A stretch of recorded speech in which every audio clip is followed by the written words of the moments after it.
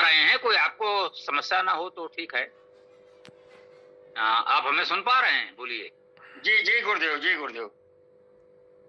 चलिए अब ठीक हो गया। अभी सप्त जी से बात हो रही थी तो जेंदा जी वेस्ता इन्होंने पूरा दे दिया है। जी अब हम उसको बाइंड करके पुस्तक के रूप में दे सकते हैं। जी जी जी। अब तो वो उसका मूल्य बता दीजिएगा गुरुदेव। मूल्य कल गौरव के साथ बैठेंगे ठीक। तो उस पर योजना बनाएंगे। जी अब जैसे हमारे वेद भाष्य वगैरह हैं तो उसी के आसपास कुछ थोड़ा सा निकलेगा, कुछ अधिक मान लें और क्या भाई, एक अलग चीज है, अलग तरह से होगा तो थोड़ा बहुत और मान लीजिएगा यदि ऐसा कुछ ठीक है। आया। ठीक है, बता दीजिएगा, थोड़ा कुछ आइडिया लग जाएगी ना गुरुदेव। तो उसी आइडिया हिसाब से। हमारा वेद भाष्य 2000 का है, वो जो चारों वेदों का एक बाइंड है, अभी 2500 लिखा है। आगे जी। सोच रहे हैं अगर अगला छपेगा तो मान लो 3 हो जाएगा, तो मान लीजिए 2-3 के आसपास ये निकल आएगा। 3 मान लीजिए तो हो ही जाएगा। हो सकता है ठीक। तो उसमें और भी कर दें। ठीक। हाँ, जो मान ठीक है। लीजिए कि आप सहयोग भाव से अधिकतम जो कर सकें कर दीजिएगा और हम उसको करा देंगे। ठीक है? ठीक ठीक हाँ, ठीक, धन्यवाद। कोई पुस्तक का मूल्य नहीं, आप लोगों का सहयोग भाव है तो वही रखिएगा कि एक अच्छे कार्य में सहयोग के भाव से आप दे दीजिएगा और हम लोग उसे कार्य को आगे बढ़ाते रहेंगे इसी तरह से आप सबके सहयोग से। तो ठीक उसका ठीक कागज का मूल्य मत समझिएगा, ये मानिएगा कि बड़े कार्य में सहयोग है ना, जी गुरुदेव जी। करना पड़ता है, व्यवस्थाएं बनानी पड़ती हैं। इससे कुछ बचेगा तो इसी कार्य में कहीं ना कहीं उपयोग हो जाएगा। जी गुरुदेव, ठीक ठीक ठीक, धन्यवाद। ओम नमस्ते भगवान, सब लोग नमस्ते। ओम नमस्ते भैया जी, बहुत बहुत स्वागत है आपका। सभी आचार्य जी को नमस्ते, सबको सादर नमस्ते। सुंदर जी नमस्ते, बहुत बहुत स्वागत है आपका। हाँ, ये स्वयं प्रकाश जी आपका नाम है क्या? स्वयं दिख रहा है इसमें। आपको भी नमस्ते, बहुत बहुत स्वागत है। तो बताएं, परिचय कुछ कर लें और फिर समय हो ही रहा है, आरंभ किया जाए मुख्य चर्चा। अभी तो अनौपचारिक बात हो रही थी।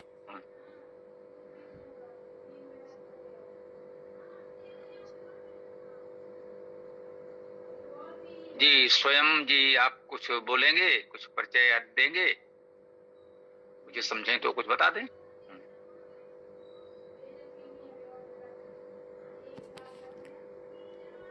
स्वामी जी, मैं ही स्टार्ट करता हूँ। ये एक गंभीर प्रश्न है स्वामी जी, जो कि अभी वर्तमान में क्या कहते हैं समाज में ज़रूरत है इसकी, और थोड़ा संवेदनशील विषय है। क्या वैदिक काल में डिवोर्स वगैरह होते थे, और क्या वेदों में डिवोर्स के लिए कोई विधान है?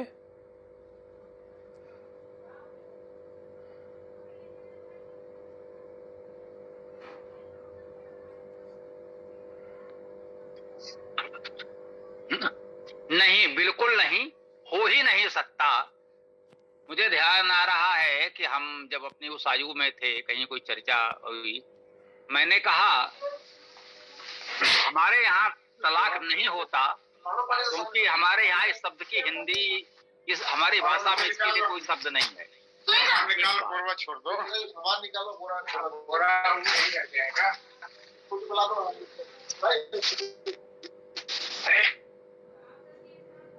जी, तो यद्यपि कुछ स्मृति ग्रंथों में, जी ये ध्यान दीजिएगा, जो स्मृति ग्रंथ हैं ये बहुत बाद में लिखे गए हैं, तो जैसे मनुस्मृति है या अन्य स्मृतियां हैं,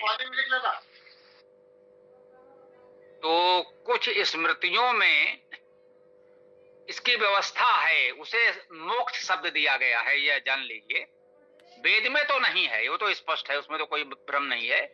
कुछ स्मृतियों में मोक्ष की बात कही गई है कि किन किन परिस्थितियों में पति पत्नी का मोक्ष हो सकता है, वो एक दूसरे से मोक्ष प्राप्त कर सकते हैं। ध्यान दीजिएगा, शब्द है मोक्ष। मोक्ष का अर्थ होता है छुटकारा। पति पत्नी एक दूसरे से छुटकारा पा सकें तो उसके लिए कुछ परिस्थितियां बताई हैं, लेकिन स्मृति ग्रंथों में, जिसको हम लोग किसी भाव नहीं मानते, वेद में नहीं है। तो एक बार संबंध हो गया तो हो गया, वो रहेगा। अब बने न बने, साथ रहें दूर रहें कुछ भी रहें, लेकिन वो संबंध नहीं टूट सकता, वो पति पत्नी कहलाएंगे जीवन भर क्या, मरने के बाद भी, कि वो उनके पति पत्नी थे तो थे। ये नहीं कह सकते कि उनसे कोई संबंध नहीं रहा, ये वैदिक व्यवस्था नहीं है। ठीक। स्वामी जी, हमारे एक रिश्तेदार हैं, वो बहुत दयनीय अवस्था में हैं और उनकी जब शादी हुई थी तो लड़की के पक्ष वालों ने शादी करवा दी उनकी, लेकिन लड़की की इच्छा नहीं थी शादी करने की। और अब ऐसे हालात हैं कि जब से शादी हुई है रोज़ लड़ाई होती है उन दोनों के बीच, और लड़ाई झगड़ा होता है, कभी वो पत्थर लेके मारने लगती है, कभी ये होता है, कभी वो होता है, बहुत कुछ हो चुका है। और दोनों चाहते हैं कि वो चाहते हैं कि जो हमारा भाई है वो क्या कहते हैं, सगा भाई नहीं है, लेकिन वो डिवोर्स चाहता है। लेकिन डिवोर्स यदि वो करेगा तो आधा संपत्ति देना पड़ेगा, और इसी प्रकार से बहुत प्रॉब्लम है। तो मैं सोचता हूँ यार, मेरे शास्त्र में तो कहीं पे भी डिवोर्स जैसी कोई चीज़ मैंने अभी तक पाई नहीं है, और वो बहुत दयनीय अवस्था में है, और वो कह रहा है कि उनके पत्नी के किसी अदर व्यक्ति से संबंध भी है। तो मैं तो बोलता हूँ उनको कि किसी वकील से बात करो आप। तो वो बोलता है कि वकील भी कुछ नहीं करेंगे, सब स्त्री के पक्ष में हैं और सब कानून भी स्त्री के ही ओर झुका हुआ है, ऐसा वैसा है बोल रहे हैं।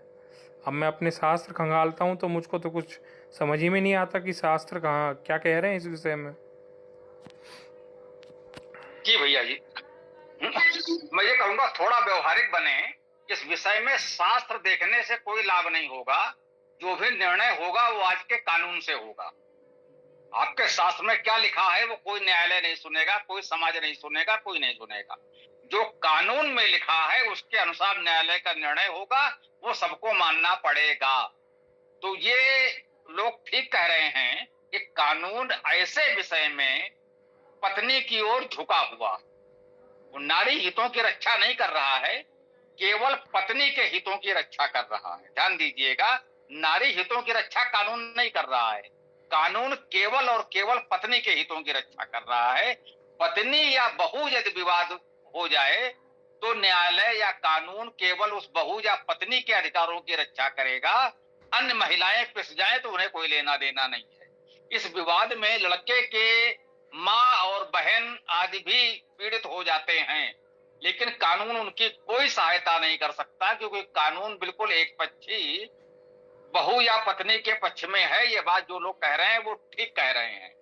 अब यदि किसी प्रकार से ये सिद्ध किया जा सके कि वो महिला, वो पत्नी वैधानिक रूप से अपराधी है, दोष सिद्ध हो जाए, न्यायालय में उसका दोष सिद्ध किया जा सके, तभी कह सकते हैं कि वो अपराध का दंड उसको मिले, और हम कहते हैं भाई चूंकि वो एक आपराधिक प्रवृत्ति में है तो हम ये कर सकते हैं। और घरेलू हिंसा में भी उसी को पीड़ित माना जाता है और ससुराल पक्ष को ही दोषी माना जाता है। अब वो यदि लड़के को मारते पीटती है तो अब इसको क्या कह सकते हैं, यदि उसका कोई रिकॉर्ड हो, मैंने कहीं वीडियो वगैरह बन जाए तो उसको प्रमाण के रूप में प्रस्तुत किया जा सकता है। भाई उसका मेडिकल कराएं, वीडियो हो, उसके रूप में उस पर एक आपराधिक मामला बनाया जाए तो कुछ हो सकता है। लेकिन ये सही है कि इस मामले में कानून उसके पक्ष में झुका हुआ है, इस बात को मानना पड़ेगा। ऐसे एक नहीं अनेक मामले हैं हम लोगों के परिचितों में, और इसमें कुछ नहीं कहा सकता। हरीश जी भी अनेक बार इसकी चर्चा कर चुके हैं। तो उसका व्यवहारिक तरीका, हाँ, विवाह के कितना समय हुआ है जरा ये बताओ। कई वर्ष गुजर चुके हैं, एक लड़की भी है उनकी, और वो कम से कम 5-6 साल की है। 5-6 साल की लड़की है तो हो सकता है 7 वर्ष लगभग विवाह के हुए होंगे। क्यों, ठीक है ना जी? संभवतः ये अधिनियम में एक विषय ये है, 10 वर्ष की अवधि दी जाती है। यदि 10 वर्ष की अवधि पूरी हो जाए, जो समझो जब 7 वर्ष कट गए हैं तो उनसे कहो 3 वर्ष जैसे तैसे और काटें। 10 वर्ष की अवधि पूरी हो जाने के पश्चात फिर ये पारिवारिक विवाद का विषय नहीं रह जाता है लगभग, मतलब थोड़ा सा राहत हो जाती है कि भाई 10 वर्ष जब आप लोग साथ में रहे हैं तो फिर उसमें दहेज उत्पीड़न और ये सब विषय थोड़ा सा कमजोर पड़ जाते हैं। ये ऐसा संभवता वो लेकिन बताएगा, इसको अधिकृत रूप से वकील बताएगा। एक सामाजिक अनुभव से मैं कह रहा हूं कि 10 वर्ष के पश्चात फिर वो उस तरह की बातें उतनी मजबूत नहीं रह जाती हैं कि भाई 10 वर्ष से आप लोग साथ में हैं, अब क्या हो गया। क्योंकि अभी विवाह होते ही तो कोई विवाद हो जाए, 1-2 वर्ष हुआ हो या 1-2 महीने हुए हो, कुछ भी हो, कारण कुछ भी हो, लड़के का पक्ष हमेशा दहेज उत्पीड़न का आरोप लगाएगा और गुजारा भत्ता की मांग करेगा। न्यायालय उसके पक्ष में निर्णय दे देगा। इस विषय में है अपने आप को बचाना वास्तव में कठिन है, इसमें कोई संदेह नहीं है। लेकिन 10 वर्ष हो जाए तो फिर ये दहेज उत्पीड़न आदि का मामला सामान्यता नहीं बनता है। फिर उनको भी पुख्ता सबूत देने होंगे जो मिलेंगे नहीं, क्योंकि अब ऐसा कुछ है नहीं तो वो मिलेगा नहीं। तो इस पर यही व्यवहारिक रूप से कहा जा सकता है कि 7 वर्ष लगभग हो गए हैं तो 3 वर्ष जैसे तैसे काटें। जब 10 वर्ष पूरा हो जाए उसके पश्चात वकील और न्यायालय के सहयोग से कुछ बात बन पाएगी। मुझे ऐसा एक सामाजिक अनुभव से कह रहा हूं, मैं कोई कानून का बहुत जानकार नहीं, तो वो कोई होगा तो वो बताएगा। निर्णय तो वकील और अदालत को ही करना है, हम लोग क्या कर सकते हैं। केवल इतना है, आपने कहा तो थोड़ा सा जो एक सामाजिक अनुभव था वो रखा। बहुत बहुत धन्यवाद स्वामी जी। बात बहुत, जब भी परिवार वाले मुझको बताते नहीं थे पहले, क्योंकि वो बोलते थे कि बसंत बहुत ज़्यादा जल्दी मतलब मुझको कहते थे कि ये बहुत माइंड में ले लेता है, इसको ज़्यादा बताओ मत। लेकिन धीरे धीरे करके वो बात, उनकी बात मेरे को बताने लग गए लोग, क्योंकि वो सबके सामने भी लड़ाई झगड़ा कर चुकी है, कई कुछ कर चुकी है वो, जो हमारी भाभी लगती है जो, है ना। और बात ये भी है कि वो जो भाभी है, जो भैया की मतलब पत्नी है, उनके किसी और लड़के के साथ मतलब चक्कर भी चल रहा है, ऐसी बात भी है। तो मैं भैया को बस यही बोला भाई कि अथर्ववेद में एक स्थान पे लिखा हुआ है कि जो स्त्री अपने पति को छोड़ के किसी और के साथ जाती है वो अनंत गड्ढे में जाती है, ऐसा एक मंत्र है अथर्ववेद में। बस इतना ही कह पाया मैं, और कुछ नहीं कह पाया। मैं यही कह रहा हूं, उसमें वेद शास्त्र पढ़ के उसके प्रमाण देने से कोई लाभ नहीं है। न्यायालय में ये वेद का प्रमाण नहीं चलेगा, न्यायालय में तो कानूनन प्रमाण देना होगा। अब यदि उसके किसी से संबंध इस प्रकार के हैं तो उसका यदि प्रमाण मिल जाए न्यायालय में तो उसे दोषी ठहराया जा सकता है, इस आधार पर तलाक मिल सकता है। समझ रहे हो ना। कानून की भाषा ये है कि यदि ये सिद्ध कर दिया जाए कि विवाहिता के संबंध किसी अन्य पुरुष से हैं तो इस आधार पर तलाक लिया जा सकता है। लेकिन जिसको न्यायालय में सिद्ध करना पड़ेगा उसके लिए प्रमाण लाने होंगे। ऐसा नहीं कि हम तो जानते हैं, हमने देखा है, न्यायालय ये बात तो नहीं सुनता ना। न्यायालय तो प्रमाण देखेगा और सबूत मांगता है। तो यदि उसके लिए पर्याप्त प्रमाण एकत्र हो सकें तभी न्यायालय सहायता कर पाएगा, अन्यथा सामान्य स्थिति में तो दहेज उत्पीड़न का मामला ही चलेगा और उसमें लड़के पक्ष को सामान्यतः दोषी मान लिया जाता है। अपवाद को छोड़कर यद्यप न्यायालय ये निर्णय दे चुका है कि 70 से 80% मामले बिल्कुल फर्जी होते हैं जितने दहेज के आते हैं, लेकिन अब वो जो कानून है तो निर्णय तो कानून के अनुसार ही न्यायालय को करना पड़ेगा। न्यायालय कानून तो नहीं बना सकता, कानून तो संसद ही बनाएगा। कानून बनाने का अधिकार संसद को है, विधानमंडल को है। न्यायालय को तो केवल उस कानून के अनुसार निर्णय देना है, तो उसके अनुसार निर्णय उसको यही देना पड़ेगा। वो क्या कर सकता, न्यायालय चाहकर भी इससे अलग निर्णय नहीं दे सकता, क्योंकि वो तो कानून के शब्दों से बंधा हुआ होता है। बहुत बहुत धन्यवाद स्वामी जी महाराज, बहुत बहुत धन्यवाद।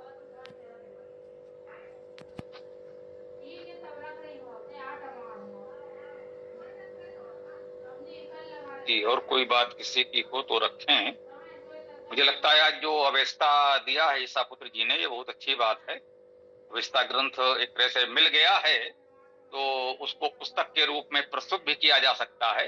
अब तक हमने भाषा विज्ञान की पुस्तकों में अवेस्ता ग्रंथ के कुछ उद्धरण देखे थे जो सच है, और मुझे लगता है जिन लोगों ने उद्धरण दिए वो छांटकर पूरी पुस्तक से वो अंश दिए जो वेद से बिल्कुल मिलते जुलते थे। जो मैंने अनेक बार कहा है कि अंतर करना कठिन है, एक दृष्टि से देखेंगे तो लगेगा ये कोई वेद मंत्र ही है, प्रथम दृष्टिया तो उसको संदेह भी नहीं होगा कि ये वेद मंत्र नहीं है, कुछ और हो सकता है। कुछ छंद भी वेद के, शब्दावली वेद की, सारी बातें वही, तो लगेगा जैसे ये वेद मंत्र है।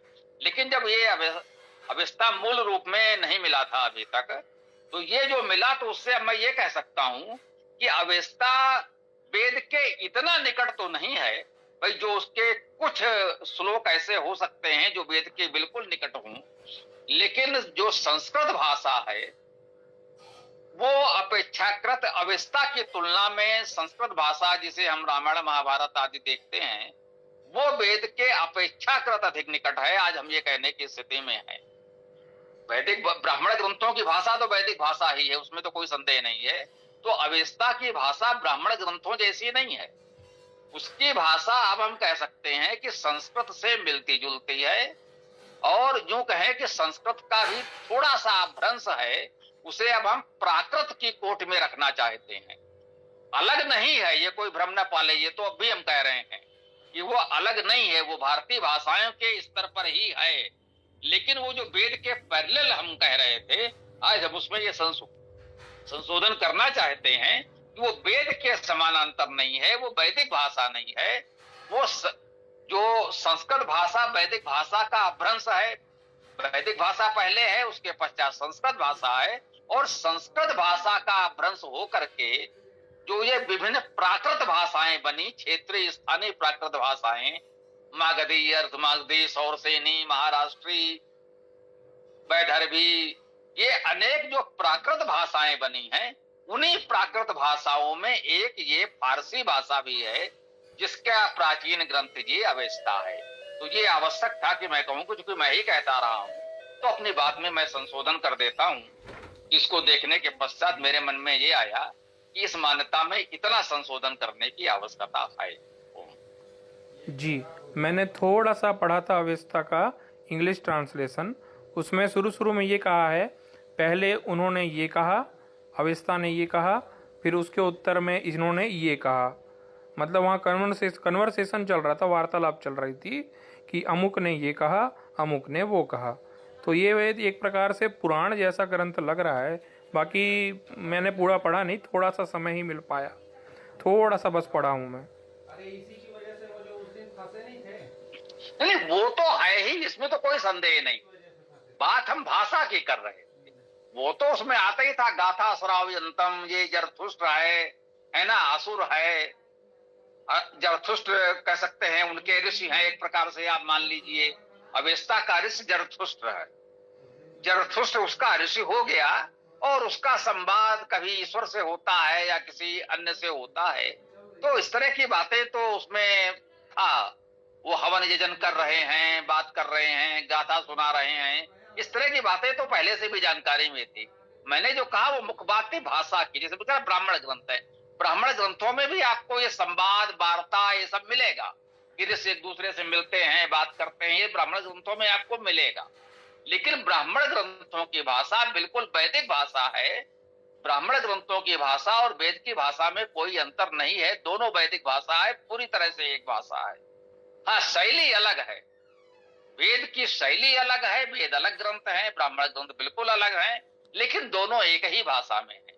जबकि अवेस्ता की भाषा थोड़ा अलग है, वो प्राकृत के स्तर पर आती है, वैदिक या संस्कृत नहीं।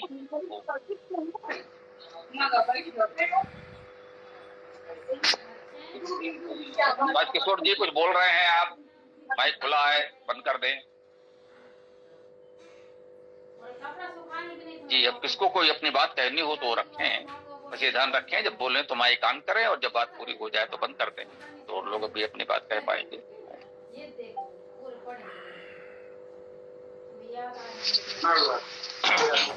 गुरुदेव, क्या नमस्ते स्वामी जी।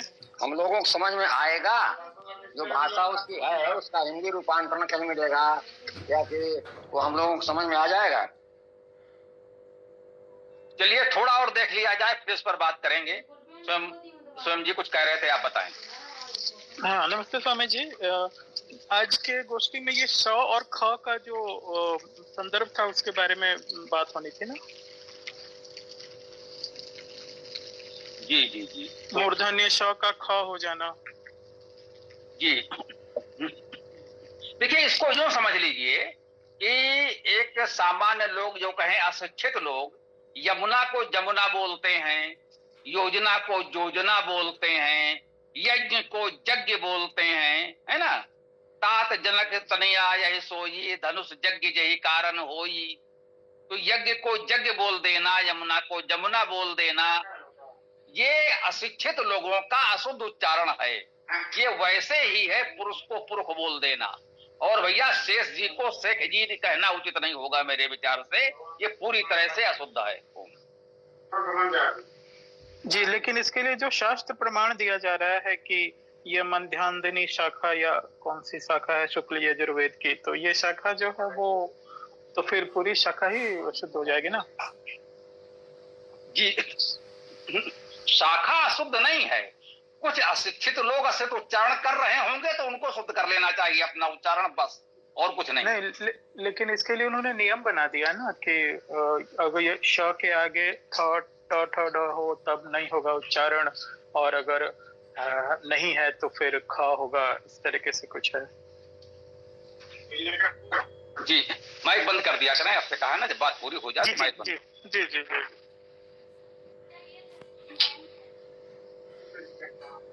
आपका माइक खुला हुआ है, आप कुछ बोल नहीं रहे लेकिन माइक खुला हुआ है।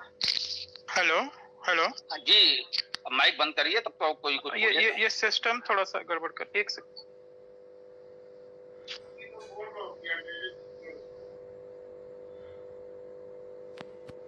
जी जी, देखिए, जहां तक नियम बनाने की बात है, ये नियम किसने बना दिए, उसको ये नियम बनाने का अधिकार किसने दे दिया? वेद से बड़ा, वेद से ऊपर कौन हो गया जो इस तरह के मूर्खतापूर्ण नियम बना दे? ऐसे कुछ वर्ष पहले कहीं ऐसे ही चर्चा हो रही थी सोशल मीडिया पर ही, तो किसी ने इसकी बात की, भाई शा को खा बोलने का नियम कहाँ लिखा है, किसी ने प्रश्न किया होगा। तो मैंने कहा ये नियम मूर्खों के मस्तिष्क में लिखा। स्वाभाविक है लोगों को कुछ बुरा लगा तो वो भड़के भी, लेकिन इसके आगे कोई उत्तर नहीं था किसी के पास। भाई जानबूझकर आप कहें कि हम का को पा पढ़ेंगे तो ये तो मूर्खता ही कही जाएगी, इसका कोई औचित्य नहीं है। ये किसी ने कोई ऐसा चौपतिया कोई पुस्तिका लिख डाली है जिसमें ऐसा लिख दिया है, तो वो हमारे लिए प्रमाण नहीं हो सकता। वेद से ऊपर कुछ नहीं है, वेद से ऊपर कोई प्रमाण नहीं है। वेद को कैसे पढ़ना समझना है उसके लिए वेदांग होता है। वेदांग का अर्थ है वर्ण, शिक्षा, व्याकरण, छंद, निरुक्त आदि ये हैं। ये उससे निर्णय होगा। ये किसी अरे गहरे ने जब जिसकी इच्छा है कहीं कुछ लिख दे तो इन लोगों के किसी के लिख देने से आज हम आपको नियम बना दें कि नहीं भाई वेद पढ़ते समय सबको का को चा पढ़ना पड़ेगा, पा को का पढ़ना पड़ेगा, तो इसका तो कोई अर्थ नहीं है, तो बिल्कुल व्यर्थ की बात है।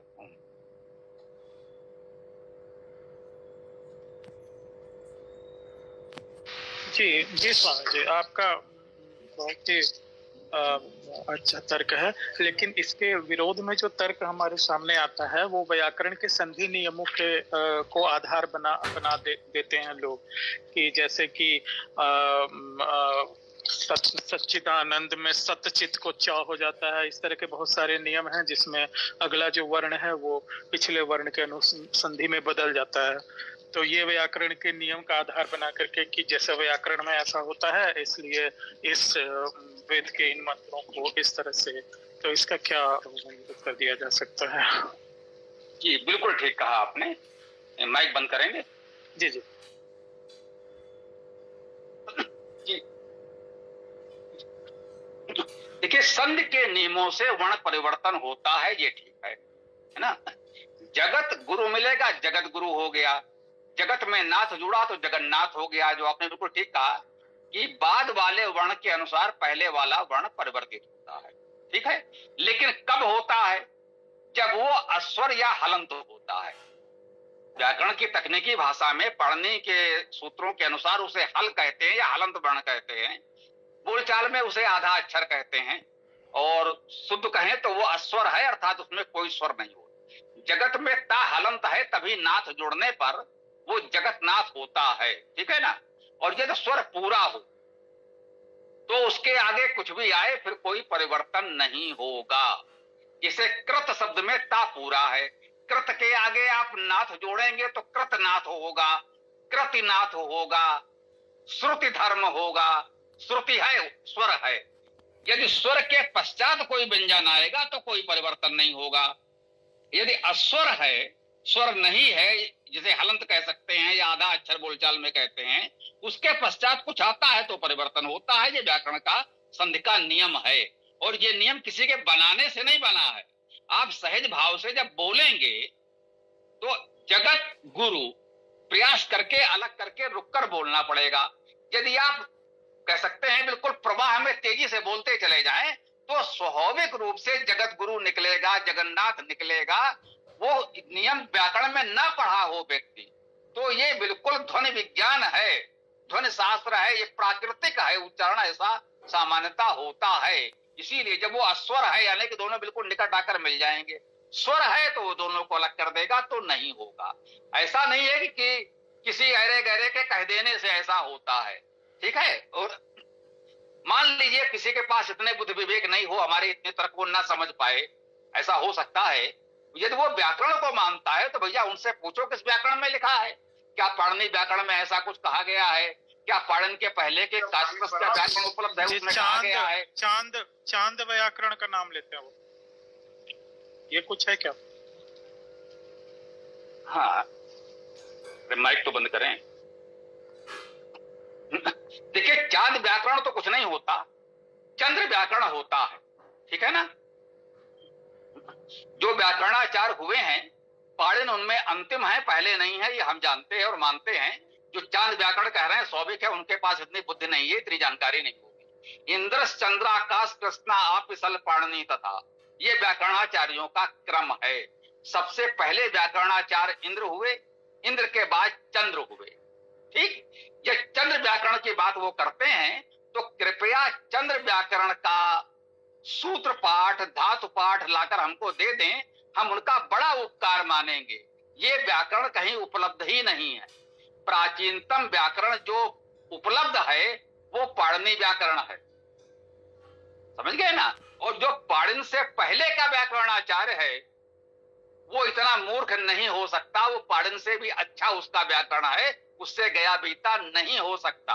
उनसे कहिए चंद्र व्याकरण का सूत्र पाठ आपके पास हो तो कृपया उपलब्ध करा दीजिए, बड़ी कृपा होगी। एक प्रति हमको उपलब्ध करा दें पुस्तक के रूप में, पीडीएफ के रूप में, मैं छाप करके सबको उपलब्ध करा दूंगा। इतनी कृपा हम पर करें। ये लोग ऐसे ग्रंथों का नाम लेते हैं जो कहीं है ही नहीं, वो आप ला नहीं पाएंगे, देख नहीं पाएंगे, पढ़ नहीं पाएंगे। तो इसका उपाय यही है कि उनसे कहिए यदि चंद्र व्याकरण में है तो कृपया चंद्र व्याकरण लाकर हमको दिखा दीजिए। क्या आपने चंद्र व्याकरण पढ़ी है, क्या आपने चंद्र व्याकरण देखा है? बोले नहीं, सो तो नहीं देखा, बस अहरे गहरे से सुन रखा है। तो बस इसका यही है कि ये अशिक्षित लोग हैं, अपढ़ लोग हैं, ये वेद विरोधी, सनातन विरोधी लोग हैं जो हमारे वेदांत शास्त्रों को भ्रष्ट करने का प्रयोग कर रहे हैं, इस तरह के दुष्प्रयास कर रहे हैं। इसके अतिरिक्त इनके लिए और क्या कहा जा सकता है। जी स्वामी जी, बहुत बहुत धन्यवाद।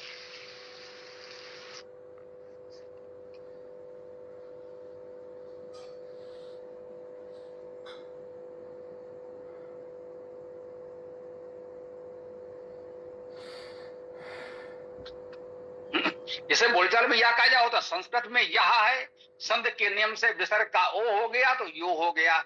यो को संस्कृत अब हम खड़ी बोली में जो बोलते हैं या का जा हो जाता है।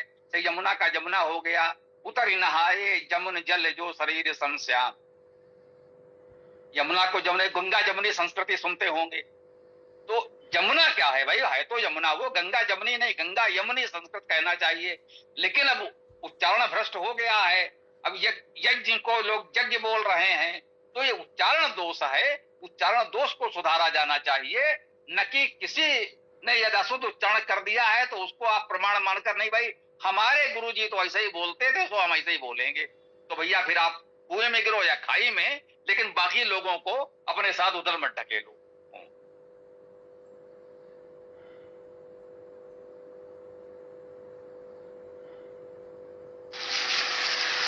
जी स्वामी जी, मेरी शंका का पूरा समाधान हो गया। धन्यवाद। तो और कोई प्रश्न हो तो रख सकते हैं, कोई भी साथी, आप भी या और कोई भी।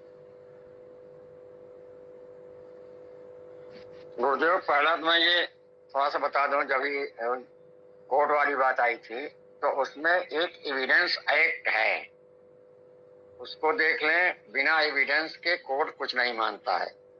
शास्त्रों की अगर बात करेंगे तो न्याय दर्शन गौतम ऋषि का है, बिना प्रमाण के कोई भी चीज नहीं मानी जा सकती है। दूसरा गुरुदेव, थोड़ा सा एक मेरा ये था प्रश्न की अवस्था जो है उसकी भाषा क्या हम लोगों को समझ में आएगी, उसका क्या हिंदी रूपांतरण हो सकता है? धन्यवाद गुरुदेव, इसका थोड़ा सा समाधान कर दें। कि जहां तक रूपांतरण हो सकता है तो क्यों नहीं हो सकता है भाई, कुछ भी यदि एक भाषा में लिखा है तो दूसरी भाषा में अनुवाद तो हो ही सकता है। उसका अंग्रेजी अनुवाद तो इन्होंने दिया है, मैंने पढ़ा, उसका अंग्रेजी अनुवाद था, तो अंग्रेजी अनुवाद तो उपलब्ध है। जब अंग्रेजी अनुवाद है तो उसका हिंदी अनुवाद भी हो जाएगा ना। मान लीजिए मूल भाषा उसकी थोड़ी अटपटी होगी, कोई कहे भाई अब ये भाषा तो हमें इतनी नहीं आती, अनुवाद कैसे करें, लेकिन अंग्रेजी अनुवाद तो इन्होंने दे ही दिया है। जब अंग्रेजी अनुवाद है तो हिंदी अनुवाद भी हो जाएगा। और मुझे लगता है ईसा पुत्र जी, ये किसी ऐप आदि के माध्यम से जो आज का AI है, हिंदी अनुवाद तो वही करके दे देगा। अवेस्ता की भाषा का नहीं कर पाएगा तो अंग्रेजी वाले का तो हिंदी अनुवाद वो कर ही देगा। भले ही वो उतना अच्छा ना करे, थोड़ा टूटा फूटा होगा, लेकिन समझ में आने लायक तो हो ही जाएगा। कुछ तो बात बन ही सकती है। जी धन्यवाद गुरुदेव, धन्यवाद। जैसे हो जाएगा बता दीजिएगा, एक आइडिया बता दीजिएगा तो उसी हिसाब से मैं धनराशि भेज दूंगा। जी जैसे मूल तो उपलब्ध हो गया, आप अनुवाद वाला अगला चरण है, देखिए जब हो पाएगा। जी, अवेस्ता की एक वेबसाइट है अवेस्ता करके, वहाँ पे कई भाषाओं में उसका अनुवाद है। मूल रूप से अंग्रेजी में है और एक तो गुजराती में है। वो तो अंग्रेजी में है, गुजराती में है, तो अंग्रेजी ट्रांसलेशन और अच्छा वाला मैं सेंड कर दूंगा। वैसे एक ट्रांसलेशन तो दिया हुआ है, लेकिन वो थोड़ा मतलब क्वालिटी में थोड़ा कम है। इंग्लिश ट्रांसलेशन मैं और रख दूंगा, हिंदी ट्रांसलेशन ढूंढने का प्रयास करूंगा। जी देखिए, एक तो पता चला गुजराती भी है, अंग्रेजी भी है और गुजराती भी है, अब केवल हिंदी रह गया। और AI की सहायता से अब अनुवाद हो जाते हैं, भले ही वो थोड़ा टूटा फूटा अनुवाद होगा। जैसे ही मान लीजिए दक्षिण वाले और बंगाल वाले जब हिंदी बोलते हैं, महाराष्ट्र वाले भी तो कैसा थोड़ा इधर उधर बोलते हैं, तो वैसे ही टूटा फूटा हिंदी में अनुवाद करेगा, लेकिन समझ में तो आएगा ना, चलेगा। धन्यवाद गुरुदेव। जी हरीश जी नमस्ते, बहुत बहुत स्वागत है। ये कहेंगे कि बहुत देर हो गई आज, तो कोई बात नहीं, जब आए सब ठीक है, देर आए तो शायद कहते हैं। थोड़ा हम लोगों के यहाँ पर एक साप्ताहिक हाट लगता है रविवार को, तो वहीं से सब्जी बस लेकर के लौटा और चालू कर दिया।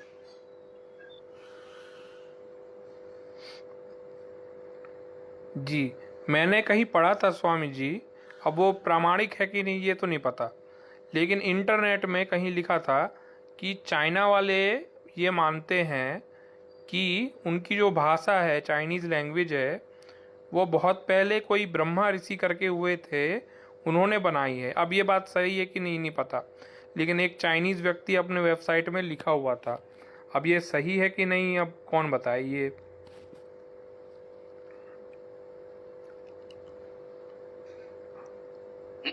देखिए, अब ये कोई बताए ना बताए, ये तो मान लीजिए कि कोई अनुमान है।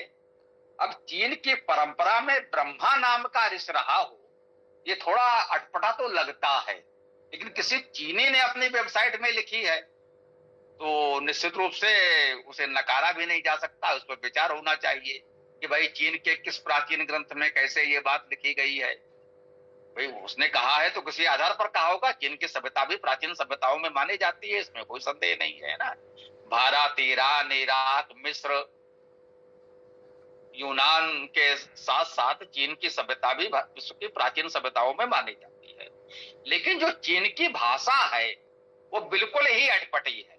जैसे कहना ना, पहले तो ये था जिंदा वेस्ता की भाषा बिल्कुल वैदिक भाषा है, लेकिन जब वो देखा गया तो पता चला वैदिक भाषा न सही, लेकिन वो संस्कृत का भ्रंश प्राकृत के स्तर पर तो है ही।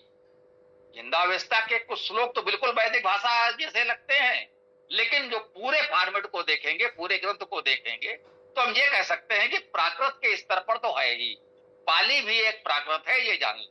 जिन लोगों को लगता हो पाली कुछ अलग है, तो अर्ध मागधी प्राकृत को ही पाली कहते हैं। प्राकृत का जब विभाजन होता है तो उसमें उसको अर्ध मागधी कहते हैं। मागधी प्राकृत है और अर्ध मागधी प्राकृत है। अर्ध मागधी प्राकृत को ही बौद्ध लोग पाली कहते हैं, ये भी हमें जानना चाहिए। तो उसे पाली प्राकृत के स्तर की भाषा कहा जा सकता है, जो अवेस्ता की भाषा है। अर्थात है वो संस्कृत के परिवार की ही, वैदिक परिवार की ही भाषा है, मिलती जुलती भाषा है, लेकिन थोड़ा अलग भी है। जैसे हम लोग हिंदी के लोग इसे भी कहा, अब हिंदी और बंगला में कुछ अंतर होगा ना, तो हिंदी, बंगला, गुजराती, मराठी, उड़िया है तो सब एक ही परिवार की भाषाएं, और थोड़ा प्रयास करके हम उसको समझ भी लेते हैं। लेकिन अब इतना तो नहीं है कि किसी ने उड़िया में कोई धारा प्रवाह भाषण दे रहा हो और हम पूरा समझ लें, तो थोड़ा रुक रुक को हमें शब्द को ध्यान से देखना पड़ेगा। लिखा हुआ मिल जाए तो थोड़ा ध्यान देकर पढ़ेंगे तो बहुत कुछ समझ में आ जाएगा। तो अवेस्ता को भी ऐसा ही है कि थोड़ा ध्यान देकर यदि थोड़ा जानकार व्यक्ति पढ़े तो बहुत कुछ समझ सकता है, लेकिन उसके लिए फिर अच्छे स्तर के भाषा विज्ञान के स्तर का व्यक्ति चाहिए। एक जनसामान्य को तो हो सकता है वो सीधे समझ में ना आए, तो अनुवाद की आवश्यकता तो पड़ेगी। मुख्य बात ये थी कि उसकी भाषा संस्कृत से कितनी मिलती जुलती है। वो भाषा ईरान की है, इसलिए उसे फारसी भाषा कहते हैं। कालक्रम में उसको प्राचीन फारसी कहते हैं।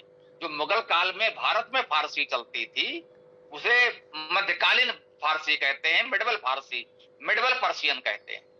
पर्शियन, पारस, तो वो पारस का पाका फा करके वो फारस हो गया, फारसी कहा जाने लगा। तो वो पारसी भाषा है या फारसी भाषा है, तो ये है कि वो हमसे बहुत दूर नहीं है, भारत की एक प्रांतीय भाषा है। जैसे हम लोग की अपनी भाषा है, जैसे बंगला है, पंजाबी है, अब बलूच की भाषा कुछ होगी, बलूचिस्तान के थोड़ा सा उधर ये आ जाता है, ईरान आ जाता है, तो उसकी भाषा है। तो थोड़ा थोड़ा अंतर होता चला गया है। भाई हमारे बोलचाल की भाषा में और पंजाब की पंजाबी में थोड़ा अंतर तो है ना, तो वो थोड़ा सा और आगे है तो थोड़ा और अंतर होगा, बस ऐसा ही है वो अपने परिवार की भाषा, इतना तो निश्चित हो गया है। स्वामी जी, जो सिंधु घाटी की सभ्यता में जो खुदाई से प्राप्त वो मिलते हैं, उनमें जो लिपि मिली है, वो जो लिपि है जो कि अभी तक किसी ने पढ़ा नहीं है ऐसा कहते हैं, वैसे अभी कुछ लोग कह रहे हैं कि पढ़ लिए हैं, लेकिन अभी तक तो पढ़ा नहीं गया है। वो जो लिपि है वो कुछ ऐसा लगता है कि चाइनीज़ में लिखी है और कुछ ऐसा लगता है कि इज़राइल की भाषा जैसी दिखती है। तो उसमें जो अपन जो हिंदी में बनाते हैं ना, देवनागरी में एक लाइन खींच देते हैं कुछ भी लिख के, तो वो लाइन नहीं है उसमें, बस अक्षर बस है। तो मैं ये कहना चाह रहा हूँ कि सिंधु घाटी की सभ्यता में जो अक्षर चलते थे, लिपि चलती थी, और चाइना में जो अक्षर चलते थे, उनमें कुछ तो समानता होगी। नहीं, बिल्कुल नहीं है। चीन की लिपि, उस भाषा को पढ़ना संसार में सबसे कठिन माना जाता है। मतलब उनकी वर्णमाला है ही नहीं, समझ रहे हैं ना। चीन की भाषा अभी भी चित्र लिपि है, यानी प्राचीनतम लिपि है, ये कह सकते हैं। चीन ये बात तो कह सकता है कि उसकी जो प्राचीनतम लिपि थी, सिंधु घाटी या उससे भी पहले की रही हो, वो आज भी वैसे ही लिख रहे हैं। हमारे यहाँ सिंधु घाटी की लिपि जो भी थी, थोड़ा परिवर्तन होकर के वो मौर्यकालीन ब्राह्मी लिपि हुई। ब्राह्मी लिपि में थोड़ा परिवर्तन होते होते आज हम उसे देवनागरी, गुरुमुखी, बंगला, उड़िया, गुजराती, पंजाबी लिपि के रूप में देख रहे हैं। थोड़ा थोड़ा परिवर्तन होता गया। तो ये कह सकते हैं चीनी लोग कि उनकी लिपि में हजारों वर्षों से जैसे कोई परिवर्तन ही नहीं हुआ, और उनकी वर्णमाला जैसा कुछ जैसे है ही नहीं, चित्रलिपि जैसा है। तो उसको सीखना पढ़ना बहुत कठिन है, चीनियों के लिए भी कठिन है। अभी कुछ समय पहले एक समाचार आया था, वो कितने गंभीर है नहीं, कि चीन में इस बात पर विचार हो रहा था कि अपनी कोई नई लिपि बनाई जाए, क्योंकि रोमन लिपि इस समय अंग्रेजी के वजह से विश्व में बहुत प्रचलित है। तो वो प्रयास कर रहे हैं कि रोमन लिपि को ही आधार बनाकर अपनी एक लिपि तैयार करें। ऐसा नहीं कि रोमन में चीनी को लिखने लगे। तो रोमन में ना हम हिंदी लिख सकते हैं ना चीनी लिखी जा सकती है। चीनी के लिए उनको अपनी एक लिपि बनानी तो पड़ेगी। तो ये था कि भाई रोमन लिपि के आधार पर बनाई जाए, और वही है कि अगर देवनागरी लिपि हुई उस पर कंसिडर करेंगे तो उनको लगेगा ये वाली हमारे लिए अधिक उपयोगी हो सकती है। तो चीन की लिपि का सिंधु घाटी की लिपि से या ब्राह्मी लिपि से कोई संबंध है, ये बिल्कुल नहीं कहा जा सकता है। ये तो तुम्हें मिल जाएगा नेट पे ना, चीनी भाषा में कुछ भी लिखा हुआ देखो, गूगल मैप पे ही देख लो, तो चीन के नगरों के नाम तो चीनी भाषा में लिखे हुए दिखेंगे, वो देख लो। और उसके बाद सिंधु घाटी की लिपि या ब्राह्मी लिपि या इसको देखो तो इस पर दिखेगा बिल्कुल अलग है। हाँ, ये जरूर इतना कहा जा सकता है कि जो सिंधु घाटी की लिपि है या ब्राह्मी लिपि है, इसको ये जोड़ना हो तो जैसे यूरोपियन लिपि है जो वर्तमान में भी, जैसे रोमन लिपि अंग्रेजी वाली हम लोग जानते हैं, तो उससे भले ही आपको कुछ निकटता दिखाई पड़े कि हमने उसमें परिवर्तन करके आज देवनागरी जैसा कर लिया, लेकिन यूरोप की लिपियां अभी सामान्यतः उसी स्तर पर हैं जिस स्तर पर हमारी ब्राह्मी लिपि थी। उसमें आगे बहुत परिवर्तन, सुधार, संस्कार नहीं हुआ। चीन की लिपि उससे भी बहुत पहले से जैसी चित्रलिपि चली आ रही थी आज भी वही लिख रहे हैं, उनमें कोई सुधार परिवर्तन नहीं किया जा सका। तो ये समझ ले कि चीन की लिपि का भारतीय परिवार से, आर्य परिवार से, जिसे भारत यूरोपीय परिवार भी कहा जाता है, चीन का उससे कोई लेना देना नहीं है। भारत से यूरोप तक एक ही भाषा लिपि है, वो सब एक दूसरे से मिलती जुलती है, लेकिन हिब्रू वर्ड भी अलग है और चीनी भाषा बिल्कुल अलग है, ये हमें मानना पड़ेगा। इनमें हिमालय इतना बड़ा बीच में अवरोध आ गया है, तो भारत और चीन की संस्कृतियां बिल्कुल अलग अलग विकसित हुई हैं, उनका आपस में बहुत संबंध संपर्क नहीं रहा है। बौद्धों के कारण संबंध जुड़ा, लेकिन तब तक उनकी भाषा संस्कृत सब विकसित हो चुकी थी। वहां का बौद्ध धर्म भी, मतलब बौद्ध धर्म है तो वहां, लेकिन वो बहुत कुछ स्थानीय भाषा संस्कृति के अनुसार ही ढल गया है। वो उस पर भारतीय प्रभाव उतना नहीं है, बस नाम के लिए कहता है वो बौद्ध धर्म है।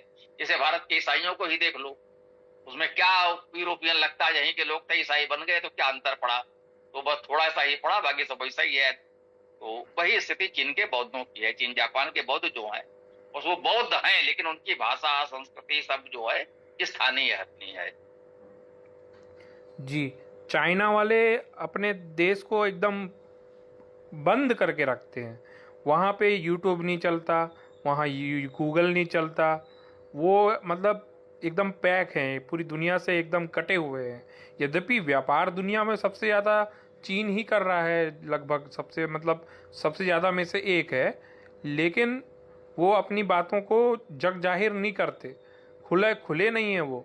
अगर खुले हुए होते जैसे कि बाकी देश हैं तो मैं भी खुद बात कर लेता चाइना वालों से, उनको ईमेल भेजता, उनके बारे में और अच्छे से पूछ लेता कि भाई आप लोग की संस्कृति कैसी है, आप लोग ईश्वर को मानते हो कि नहीं, आप लोग का इतिहास क्या है, अच्छे से पूछ लेता। लेकिन चाइना में हर चीज़ बैन है, फेसबुक नहीं है, इंस्टाग्राम नहीं है, यूट्यूब नहीं है, गूगल नहीं है। उन्होंने अलग से यूट्यूब का यूकू बना दिया है।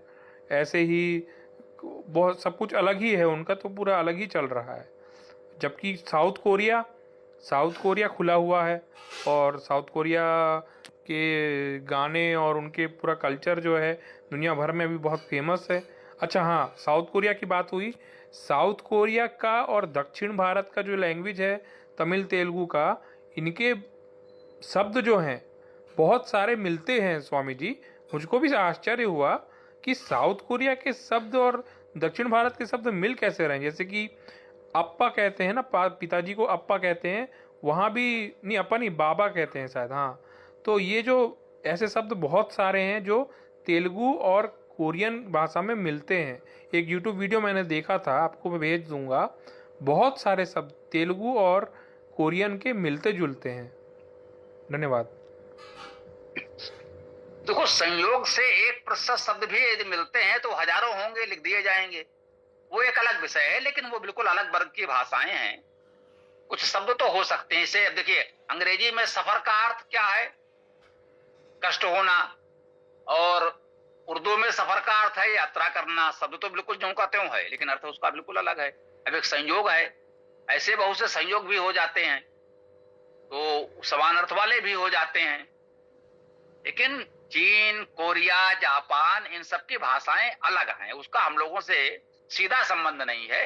हाँ, बौद्ध धर्म के प्रभाव से कह सकते हैं हजारों वर्षों से, 1000, 1500, 2000 वर्षों से संबंध जुड़ा हुआ है, तो निश्चित रूप से यहाँ के बहुत से शब्द वहां भी पहुंचे होंगे। तो वो तो कुछ शब्द मिल जाना बड़ी बात नहीं है। यदि 1% शब्द भी इस तरह के यहाँ से वहां चले गए, जैसे भारत के मुसलमान मूलतः तो सब यहाँ के हैं, यहीं की भाषा बोलेंगे ना, लेकिन भाई कहीं ना कहीं उनमें अरबी के शब्द बहुत पाए जाते हैं, जिसको उर्दू कहते हैं। उर्दू क्या है? भाषा वही है, खड़ी बोली। हम लोग जब हिंदी कहते हैं तो उसमें संस्कृत शब्द अधिक होते हैं, वो उर्दू कहते हैं तो उसमें अरबी तुर्की के शब्द अधिक होते हैं, तो वो उर्दू कहलाती है। तो वही समझो, जब बौद्ध धर्म के प्रभाव से यहाँ के लोगों से संपर्क हुआ तो बौद्ध धर्म को अपनाया, तो स्वाभाविक है बौद्ध धर्म के साथ साथ बौद्धों के कुछ शब्द भी चले गए होंगे। तो ऐसे संयोग से कुछ शब्द मिल जाएंगे।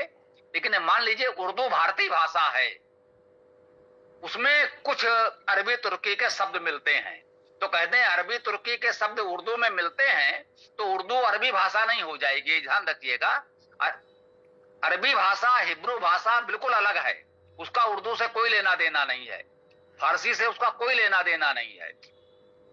लेकिन अरबी तुर्की के कुछ शब्द यहाँ उर्दू में आ गए हैं मुस्लिम प्रभाव के कारण, लेकिन उर्दू बिल्कुल खड़ी बोली भारतीय भाषा है। यही स्थिति कोरिया, जापान, चीन की भाषाओं की हो सकती है कि बौद्धों के प्रभाव से बहुत से शब्द वहां प्रयोग होने लगे होंगे, लेकिन भाषा विज्ञान के दृष्टि से वो भाषाएं बिल्कुल अलग हैं, उनका हमारे यहाँ से कोई लेना देना नहीं है, ये मानकर चलना होगा। मुझे लगता है नीरज जी जुड़े हैं, यदि आप कुछ कहना चाहें तो आपकी बात भी हम सुन लेते हैं। धन्यवाद स्वामी जी। हेलो, हाँ आचार्य जी नमस्ते। नमस्ते भैया जी, बोलिए। हाँ, तो अभी तो नए नए जुड़े हुए हैं, अभी थोड़ा विषय का अध्ययन नहीं हो पाया है, अब जब जुड़ेंगे तो प्रश्न करेंगे। जी, वैसे आप पहली बार जुड़े हैं तो बता दें कि ये कुछ वर्षों से नियमित गोष्ठी 7:30 बजे से हम लोग करते हैं। एक वेद मंत्र की व्याख्या करते हैं और सनातन धर्म संबंधी प्रश्नोत्तर कुछ भी किया जा सकता है। जी, बहुत सनातन बढ़िया। धर्म संबंधी कोई भी प्रश्न आदि आपके मन में हो तो आप अभी भी रख सकते हैं कि भाई कुछ भी हो मन में, क्या भाई एक प्रश्न था, कहीं चर्चा हुई, नहीं समाधान मिला, तो हम लोग भी प्रयास करेंगे। तो बस यही है कि वेद मंत्र की व्याख्या और सनातन धर्म पर प्रश्नोत्तरी हो। जी, अभी हम देर से जुड़े हैं थोड़ा। ठीक, नमस्ते आचार्य जी। नमस्ते। ये ध्यान रखिए, जब बोले तो माइक ऑन करें और जब अपनी बात पूरी हो जाए तो बंद कर दे, बस ठीक है। दीनानाथ जी बोलिए। जी, ओम नमस्ते भगवान। मैं आपसे निवेदन करता हूँ, आप नए जुड़े हैं नीरज जी महाराज, अपना परिचय तो कसम दीजिए, सब लोग जान जाए आप कौन है, कहाँ से रहने वाले हैं, ये सब परिचित हो जाए। ओम नमस्ते। हाँ, मैं प्रयागराज से बिलोंग करता हूँ और यहाँ कटरा आर्य समाज और मंत्री के पद पे हूँ। पेशे से मैं टीचर हूँ, अध्यापक हूँ। बहुत बहुत स्वागत है आपका। पीसी सिंह जी भी प्रयागराज में है, संभवतः आप लोग एक दूसरे से परिचित है या नहीं? आर्य समाज से वो भी जुड़े हुए हैं। जी। जानते हैं पीसी सिंह जी को? नहीं जानते। जी, हमारे सुरेंद्र जी महाराज भी प्रयागराज से ही है। सुरेंद्र जी महाराज, पीसी जी महाराज। सुरेंद्र जी इस समय तो दिख नहीं रहे हैं मुझे, हैं कि नहीं है, लेकिन पीसी सिंह जी तो दिख भी रहे हैं, वो तो हैं हमारे साथ। और नीरज जी, मैं आर्य समाज नैनी से हूँ और मैं आर्य समाज कटरा से हूँ। हाँ, समझ गए, मुलाकात आपकी हमारी हुई है, लेकिन आपको याद नहीं, मुझे याद है। जी, मैं ट्रैक्टर में जाता रहता हूँ। जी। और दूसरी बात, एक सुरेंद्र जी जो है इस समय दिल्ली में है, नैनी आर्य समाज से वो भी जुड़े हुए हैं। जी, सुरेंद्र रावत। जी। ठीक। गुरुदेव, एक चीज मैं कहना चाहता हूँ पाली भाषा के विषय में। मेरे एक रिश्तेदार दिल्ली यूनिवर्सिटी में थे, पाली भाषा के प्रोफेसर थे, वो अब तो नहीं रहे। उनसे मैंने पूछा था कि पाली भाषा आखिर है क्या। उन्होंने एक सेंटेंस में बताया था कि संस्कृत से व्याकरण निकाल दीजिए तो वो पाली हो जाती है। मोटा मोटा समझ लीजिए, और ज्यादा गहराई में उन्होंने नहीं बताया था, न मैंने पूछा ही था। धन्यवाद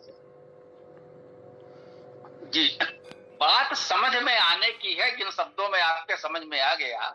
ऐसा नहीं कि व्याकरण निकाल दीजिए, पाली भाषा है, उसकी अपनी व्याकरण है, भाई भाषा है तो व्याकरण भी होगी। जैसे वैदिक भाषा अलग है, संस्कृत भाषा की व्याकरण अलग होगी, वैदिक भाषा की व्याकरण अलग होगी, तो वैसे ही पाली भाषा और संस्कृत भाषा की व्याकरण में कुछ अंतर होगा। ऐसा नहीं कि व्याकरण है ही नहीं, व्याकरण निकाल दीजिए तो जो बचेगा, बिना व्याकरण के तो भाषा नहीं होती। हाँ, स्वरूप में उसके विभक्तियों में कुछ परिवर्तन आ गया है, कुछ सरलता हो गई, कुछ कह सकते हैं भ्रंश हो गया। तो संस्कृत का भ्रंश पाली भाषा है, जिसे हम लोग प्राकृत कहते हैं। प्राकृत भाषाओं में एक पाली भाषा भी है, और प्राकृत भाषाओं से ही आधुनिक भाषाएं जिसे हम लोग कहते हैं वो बनी हैं। जिसे सौरसेनी प्राकृत था, उसी का नया रूप इस समय ब्रज भाषा है ना। महाराष्ट्रीय प्राकृत थी, उसको इस समय हम लोग मराठी भाषा के रूप में जानते हैं। थोड़ा परिवर्तन होकर के वो मराठी भाषा हो गई। ऐसे ही देश भर में अलग अलग प्राकृत भाषाएं थी, है ना। तो इसे मगधी भाषा है, वो मगही इस समय कह लीजिए जो बिहार की बोली है। अर्ध मगधी भाषा है, वो एक प्रकार से आज की हो सकता है भोजपुरी कहलाए। इस समय की जो भोजपुरी है वो पाली भाषा के उत्तराधिकारी संभवतः कही जा सकती है। तो स्थानीय स्तर पर उस समय ये प्राकृत भाषाएं थी, और उसी का भी नई भाषाएं आ गई। जी देखिए, 2 लोगों ने हाथ उठाया है। चलिए नीरज जी को सुन लेते हैं। सापुत जी तुम्हारे पुराने साथी हैं, नीरज जी पूछते हैं। स्वामी जी नमस्ते। मैं ये जानना चाहता हूँ कि पाली, प्राकृत और संस्कृत में कौन प्राचीन भाषा है? भैया जी, आप आर्य समाज से जुड़े हैं तो ये प्रश्न तो बनता ही नहीं है। भाई, प्राचीनतम भाषा वैदिक है, और वैदिक का थोड़ा सा परिवर्तित रूप संस्कृत है, और संस्कृत के पश्चात ये प्राकृत भाषाएं हैं जिनमें पाली भी है। ये तो हम स्पष्ट बता रहे हैं, इसमें तो कहीं कोई भ्रम संशय हम लोगों को तो नहीं ही है। जो अशिक्षित हैं उनको होगा तो बना रहे। नहीं, थोड़ा सा वही डिटेल जानना चाहते थे इसके विषय में।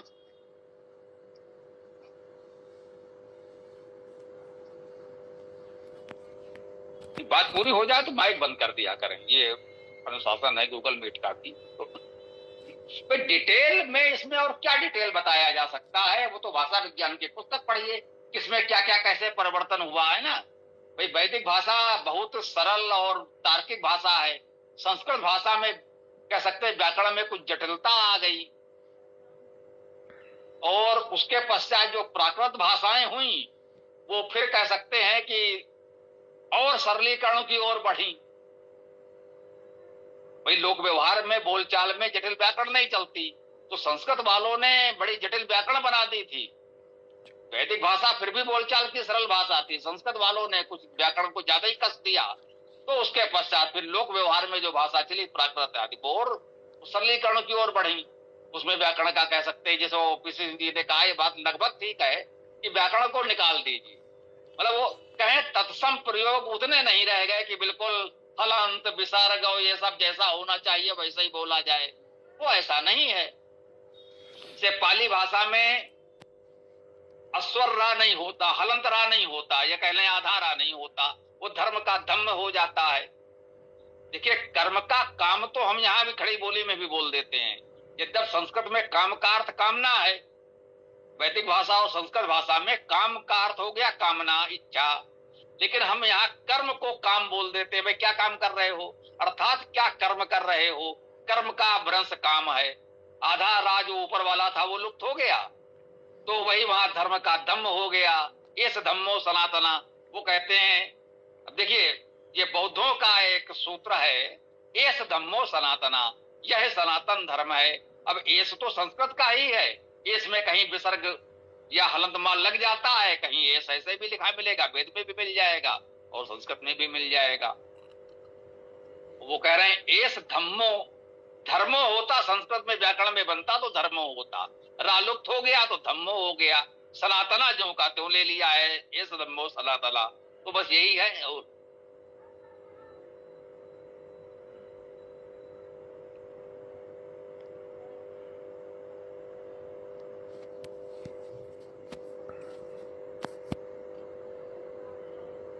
जी, और किसी को कुछ कहना हो तो बताएं, आगे बढ़ेंगे। जी स्वामी जी, और सबको मैं कुछ कहना चाहूँगा। आज मैं शाम को इधर ही गया था घूमने के लिए, तो मैं सोच रहा था कि ये जो जातिवादी लोग हैं, ये लोग क्यों अपने आप को बड़ा मानते हैं। मैं उनके पक्ष के बारे में सोच रहा था कि ऐसा क्या लॉजिक लगाते हैं कि वो बड़े हैं और कुछ लोग छोटे हैं। तो मैं सोच रहा था कि वो शायद ये सोचते होंगे कि अमुक अमुक ऋषि के वो वंशज हैं, इसीलिए वो बड़े हैं। तो मैं ये सोच रहा हूँ कि अगर वो उनको कैसे खंडन कैसे किया जाए। तो भैया वो ऋषि पढ़ लिख करके अपनी मेहनत से बड़े हुए, चारों वेदों के ज्ञाता हुए, तो वो ऋषि ही तो बड़े हुए हैं ना। आपने तो कुछ पढ़ाई नहीं करी, आपने तो चारों वेद नहीं पढ़े बचपन से। वो ऋषि पढ़ लिख करके मेहनत करके बड़े हुए, है ना। आपको भी यदि पढ़ लिख करके मेहनत करके जब आप बड़े होंगे तब आपको बड़ा कहा जाएगा। सिर्फ इसलिए बड़ा नहीं कहा जा सकता कि आपने उस ऋषि के घर में पैदा लिया है ना। इसी प्रकार से कोई व्यक्ति कि मान के चलो किसी ऋषि की संतान नहीं है तो वो छोटा कैसे हो गया। पढ़ने लिखने का अधिकार तो सबको है। जैसे भीमराव अंबेडकर जी, वो मान के चलो कि उन्होंने किसी तथाकथित छोटे कुल में जन्म लिया, लेकिन वो तो पढ़ लिख करके बहुत बड़े डिग्री, कई सारे डिग्री उनके पास आ गई। तो पढ़ लिख करके तो कोई भी बड़ा बन सकता है। अच्छा, और कुछ लोग कहते हैं कि उनका लॉजिक मैं बता रहा हूँ कि जो ब्राह्मण होते हैं वो गोरे दिखते हैं और जो बाकी के लोग हैं वो काले दिखते हैं। तो भैया इस लॉजिक से तो पाश्चात्य जगत के जितने भी लोग हैं अमेरिका वाले, वो तो और गोरे हैं, तब तो वो तो और बड़े ब्राह्मण कहलाएंगे फिर तो, है ना। फिर तो आप उनके सामने छोटे हो गए। तो इस लॉजिक से तो वो लोग ब्राह्मण हैं और आप लोग छोटे हो। तो ये सब तो बेकार की बातें हो गई। अब बात आई शरीर पे, तो शरीर तो सबका पंच महाभूतों से बना हुआ है, पृथ्वी अग्नि जल वायु आकाश। पृथ्वी अग्नि जल वायु आकाश से किसका शरीर नहीं बना है ये बता दीजिए। अब फिर वो बोलेंगे कि नहीं, हमारे पास बुद्धि ज़्यादा है, हम ऋषि मुनियों की संतान हैं और आप ऋषि मुनियों की संतान नहीं हैं। तो मैं बोलता हूँ भाई, यदि आपके पास बुद्धि ज़्यादा है तो बुद्धि तो कम ज़्यादा होते रहती है, उसको तो कोई भी कम ज़्यादा कर सकता है। जैसे कि भीमराव अंबेडकर जी ने किया, उन्होंने छोटे कुल, तथाकथित छोटे कुल में जन्म लिया, है ना। अनेक प्रकार के कष्ट सहे और इतनी सारी उनके पास डिग्रियां थी, है ना। और उन्होंने भारत का संविधान के मतलब बहुत बड़े, मतलब उनमें से एक थे, है ना। इतना अच्छा संविधान उन्होंने बनाया, बहुत कुछ अच्छा है जो कि। तो पढ़ लिख करके तो कोई भी बुद्धिमान बन सकता है। तो बुद्धि वाली बात भी उनका लॉजिक गलत सिद्ध हुआ। इसी प्रकार से जितने भी लॉजिक जातिवाद के समर्थन में लगाए जाते हैं वो बहुत ही आसानी से खंडित किया जा सकता है। और वो कहते हैं कि मंत्र का उदाहरण देते हैं कि ब्राह्मण वस्य मुखम आसीत। तो भैया वो कहते हैं कि भाई हम तो परम पुरुष परमात्मा के मुख से उत्पन्न हुए हैं और आप पैर से उत्पन्न हुए हो। तो मेरे को एक बात बताओ, क्या परमात्मा के पैर कोई गंदे होते हैं जो आप उनसे इतनी घृणा कर रहे हो? पैर कोई गंदा चीज़ होता है? यदि पैर कोई गंदा चीज़ होता है तो आप अपने पैर को कटवा लो भैया, कल से आप पैर से चलना बंद कर दो। इतनी गंदी चीज़ है वो तो, है ना। और दूसरी बात, यदि आप परम पुरुष परमात्मा के मुंह से पैदा हुए हो तो आपको भी मुंह जैसा ही दिखना चाहिए था कि जो कारण में जो चीज़ होती है वो कार्य में भी होती है ना। तो आपका चेहरा भी केवल मुंह जैसा ही दिखना था और उनका शरीर केवल पैर जैसा ही दिखना था। लेकिन आपके शरीर में मुंह भी है, हाथ भी है, पेट भी उधर भी है और पैर भी है। तो आपके में तो सब कुछ है। अच्छा, एक लॉजिक और वो देते हैं कि ये जो तथाकथित छोटे लोग हैं ये तो भाई कचड़ा साफ करते हैं। तो भैया कचड़ा साफ करना, इससे वो छोटे कैसे हो गए? कचड़ा साफ तो आप भी करते हो।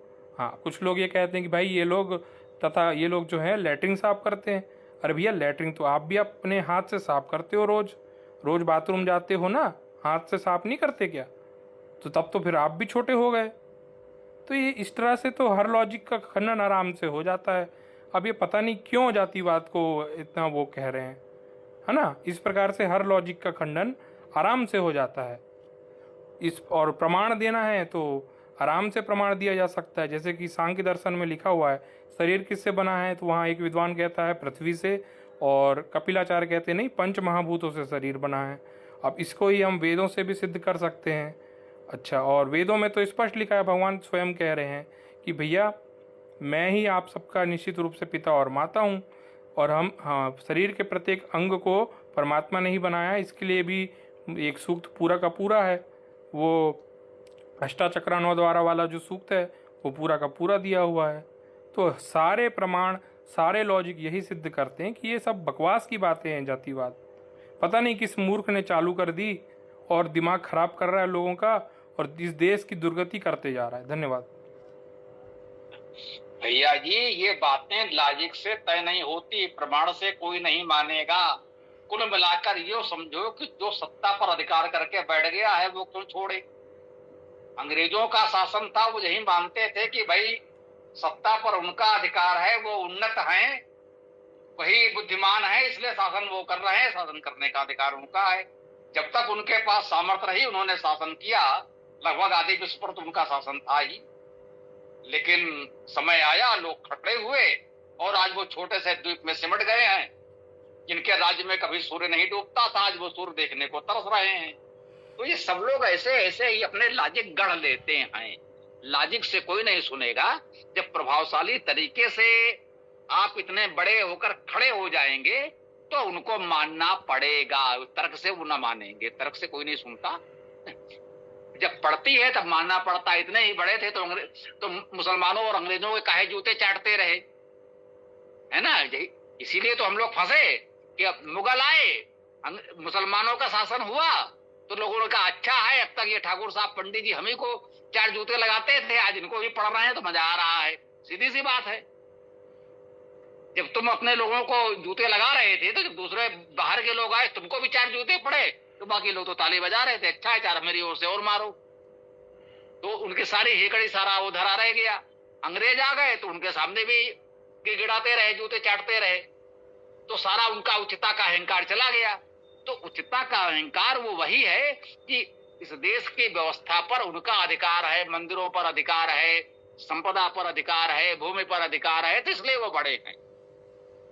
यदि ये सब उनके हाथ से चला जाएगा तो सारा ये सब झमेला चला जाएगा। सब लोकतंत्र आ गया, मताधिकार सबको हो गया, चुनाव जीतकर कोई भी मंत्री बन सकता है, तो अब रोक तो नहीं सकते। सभी जाति के लोग अब जाते हैं, सांसद बनते हैं, विधायक बनते हैं, मंत्री बनते हैं, मुख्यमंत्री बनते हैं, तो धीरे धीरे वो सब टूटने लगा है। तो मुख्य बात यह है कि वो एक अधिकार माने बैठे थे कि भाई दूसरे को नहीं आने देंगे। लेकिन अंग्रेजों मुसलमानों के शासन में उन्होंने सबको लाइन से लगा दिया और उसके बाद जब वो गए तो लोकतंत्र आ गया। भाई अंग्रेज गए तो लोकतंत्र भी दे गए कि जो भी समझो। और भाई कुछ लोगों ने समय विरोध भी किया कि संसद में हम बैठेंगे, अछूत हमारे साथ संसद में कैसे बैठेंगे, इस तरह की बातें कुछ कट्टरपंथी जातिवादियों ने की, लेकिन उनकी एक नहीं चली। उस समय जो भी शासन सत्ता थी, हमारे जो भी नेता थे, उन्होंने ऐसे लोगों की बात नहीं सुनी और सबको मताधिकार दिया, सबको शासन में आने का अधिकार दिया। जो दबे कुचले लोग थे उनको आरक्षण दे करके और विशेष अवसर भी दिया कि भाई उनको इस समय से दबाया गया है, पढ़ने का उतना अवसर नहीं दिया गया, उनके पास साधन धन भी नहीं है, तो उनको कुछ सुविधाएं विशेष दी गई है, विशेष अवसर दिया गया कि लोग आगे आए और आगे आए भी, उसका लाभ देश और समाज को मिला भी। तो ये तर्क वर्क कुछ नहीं है, उनके पास सब कुतर्क हैं और तर्क करने से कोई बात नहीं बनेगी। व्यवहारिक रूप से सुधार हो रहा है, उसको तेज करें। जो हमने कहा कि घर घर वेद जन जन वेद, उनकी बस्तियों में जिन्हें हम कहते हैं शूद्र दलित परिवारों में आप सबको वेद पढ़ाना आरंभ कर दीजिए, उनका मिथक टूट जाएगा। वही तो है, वेद पढ़ने का अधिकार केवल उनको है, इसलिए मंदिर के पुजारी महंत वही बन सकते हैं। अरे आप सबको वेद पढ़ा करके वेदाचार्य बना दीजिए, उनका ये मिथक भी टूट जाएगा, सारी समस्या हल। बस मंदिरों पर अधिकार बनाए रखना, मंदिरों पर आने वाले चढ़ावे को खाते रहना, केवल इसलिए जातिवाद बनाए हुए हैं, बाकी सारा जातिवाद समाप्त हो चुका है। देख रहे हो नए नए राम मंदिर में क्या हो रहा है। बस मंदिर में आने वाले अतः चढ़ावे की लूट के लिए ये जातिवाद बना है कि मंदिर में केवल उन्हीं का अधिकार रहे और लोग ना आने पावे। बस जिस दिन ये मंदिरों का भी सरकार कोई नियम बना दे कि मंदिरों का भी चयन इसी आधार पर होगा और सभी जात वर्ग के लोग मंदिरों में पुजारी महंत बनाए जाएंगे, तो सारा जातिवाद उसी दिन ढह जाएगा। धन्यवाद स्वामी जी। गुरुदेव, एक थोड़ा सा मेरा प्रश्न था। प्रश्न क्या है, मतलब विचार है, जो बहुत ज्यादा अपने को बुद्धिमान बनते हो तो बया पक्षी जो घोंसला बनाता है उसी तरह का घोंसला बना दें। जो पक्षी बया पक्षी है वो घोंसला बनाता है और कांटेदार वृक्षों के पतली टहनियों पर रहता है घोंसला बना करके।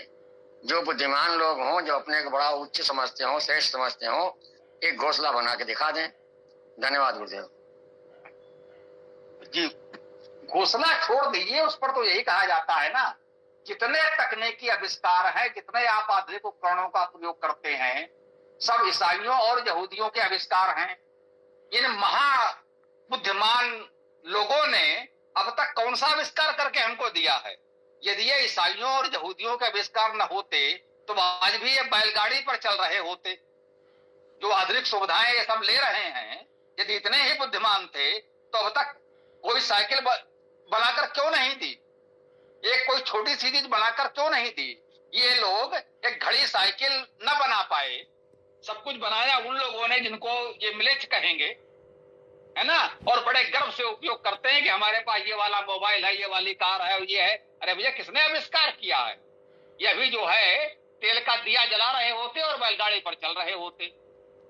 तो इनकी सारी बुद्धिमत्ता की डींग और हेकड़ी तो यही निकल जाती है कि तुम्हारे किए तो आज तक कुछ हुआ नहीं, है ना। तुम तो वही चाहते हो कि लोग आज भी दिया जलाएं और बैलगाड़ी पर चलें, और सारी उन्नति वो लोग कर रहे हैं जो इस तरह का कोई बकवास नहीं मानते हैं, जिनके यहाँ कोई जातिवाद नहीं है, कोई इस तरह की समस्या नहीं है। अरे भैया, जिसको पूजा पाठ करना है वो मंदिर में पादरी बने, मस्जिद में मौलवी बने, जिसको जो करना हो करे, लेकिन जिसको साइंस टेक्नोलॉजी में काम करना है वो कर रहा है। वहां कोई जातिवाद की समस्या नहीं है। तो इसलिए वहां पर देखो इतनी तकनीकी उन्नति हो रही है, सब प्रगति हो रही है। वो चांद और मंगल पर पहुंच रहे हैं और आप बैलगाड़ी युग की बात कर रहे हैं कि सब अछूत हो जाएगा, इनको नहीं छुए, उनको नहीं छुए, तो अपने गांव में बैलगाड़ी पे चलते रहो, इसके आगे तुम्हारी औकात नहीं है।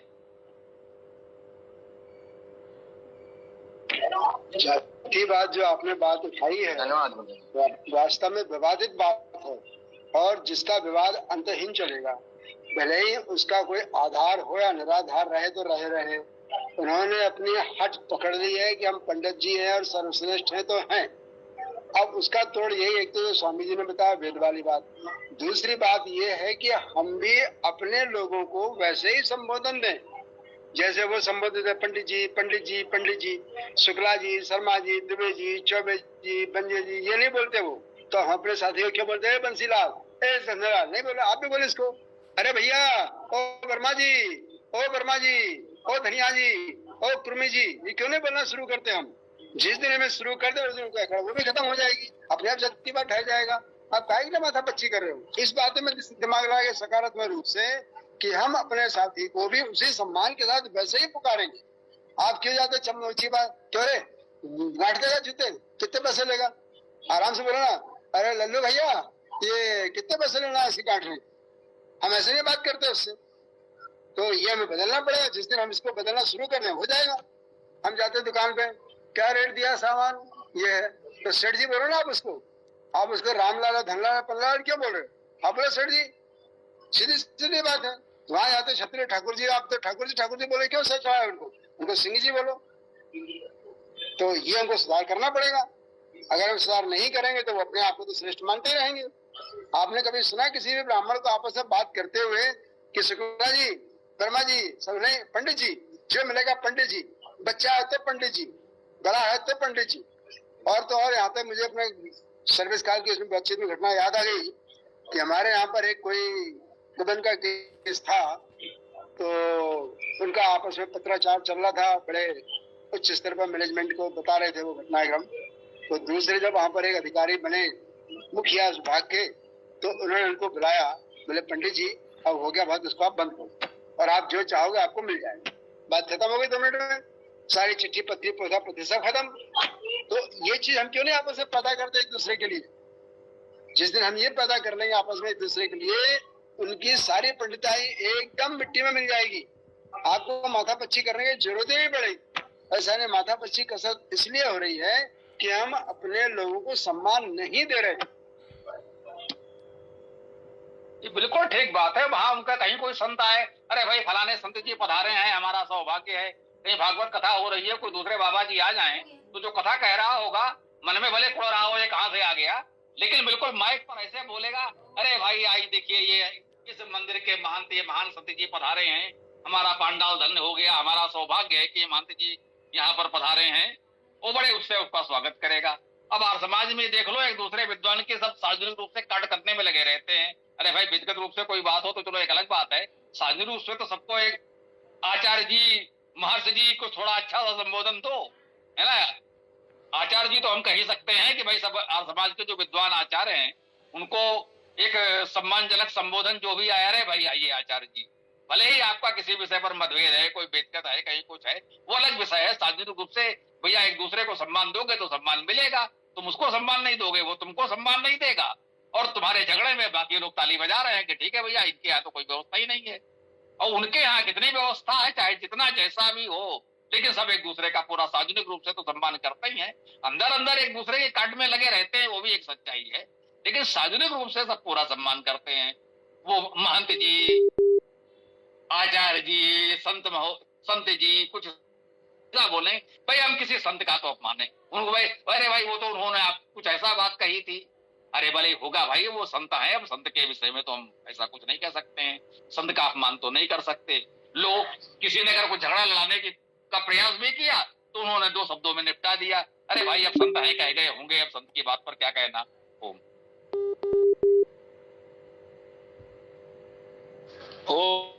भगवान, सब लोग नमस्ते। टाइम हो गया, ध्यान दीजिए, थोड़ा समाप्ति और चलिए। ओम नमस्ते जी, ये समय हो गया है तो वेदाष्टक का पाठ करके समापन कर सकते हैं। मुझे लगा नीरज जी कुछ कहना चाह रहे थे, तो आप चाहें तो कुछ कहना हो तो कह सकते हैं, फिर समापन ही करेंगे। नहीं, कुछ नहीं कहना है, ठीक है, समापन किया जाए।